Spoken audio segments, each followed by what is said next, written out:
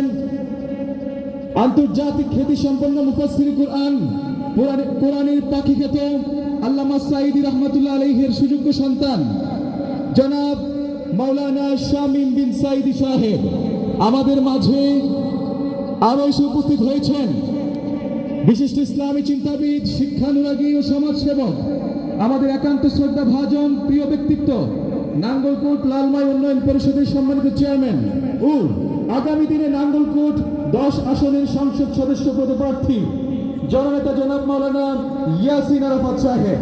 আমরা সকলেই জুড়ে বলি আলহামদুলিল্লাহ। আমাদের অতিথিকে পেয়ে আপনারা খুশি কিনা বলেন? আওয়াজ করে বলতে হবে খুশি কিনা।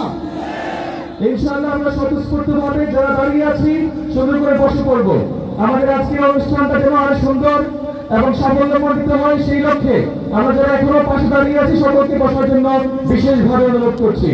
প্রিয় সুধী, অনুষ্ঠানের এই পর্যায়ে আমাদের আজকের অনুষ্ঠানে কোরআনের পাখি খ্যাত আল্লামা সাঈদী রহমাতুল্লাহ আলাইহির সুযোগ্য সন্তান